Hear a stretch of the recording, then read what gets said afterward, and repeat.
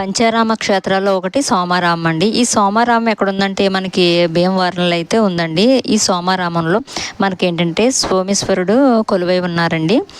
ఇప్పుడు నేనైతే ప్రజెంట్ ఇప్పుడు అమ్మ వాళ్ళ ఇంటి దగ్గర అయితే ఉన్నానండి. సమ్మర్ హాలిడేస్ కదా, ఇక్కడికైతే వచ్చాము. అక్క నేను అయితే ఇంకా టెంపుల్కి అయితే వెళ్దాం అనుకున్నాము సోమేశ్వరుని దర్శించుకోవడానికి. అందుకని టెంపుల్కి అయితే వచ్చామండి.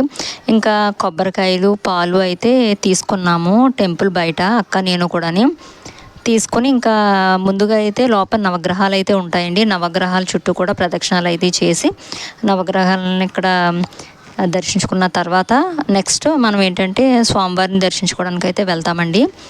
ఇదిగోండి టెంపుల్ వెనక సైడ్ అయితే ఈ విధంగా అయితే ఉంటుందన్నమాట. మండపాలు అవి ఉన్నాయండి, పెళ్ళిళ్ళు అవి కూడా జరుగుతాయి, పెళ్ళి అవి జరిగినట్టున్నాయండి.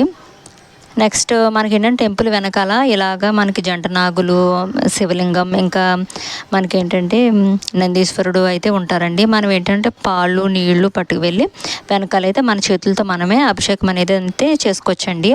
ఇంకా అక్క నేను కూడా అభిషేకం అది అయిపోయిన తర్వాత కాసేపు అయితే టెంపుల్లో అయితే కూర్చున్నామండి.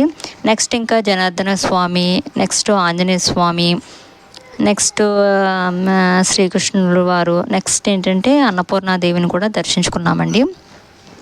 దర్శించుకుని ఇంకా నెక్స్ట్ అయితే పక్కనే ఉన్న రామాలయానికి కూడా వెళ్ళామండి. ఇక్కడ రాముల వారిని కూడా దర్శించుకుని కాసేపు ఇంకా టెంపుల్ బయట కూర్చున్నామండి.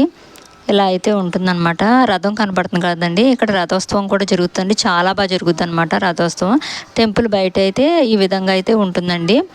మనకైతే అన్ని టెంపుల్స్ కూడా పక్క పక్కనే ఉంటాయండి. మనకేంటంటే బాబా టెంపుల్, అయ్యప్ప స్వామి టెంపుల్ ఇవన్నీ కూడా టెంపుల్కి ఆపోజిట్లో అయితే ఉంటాయన్నమాట. మనకేంటంటే సోమారామం అయితే ఈ విధంగా అయితే ఉంటుందండి.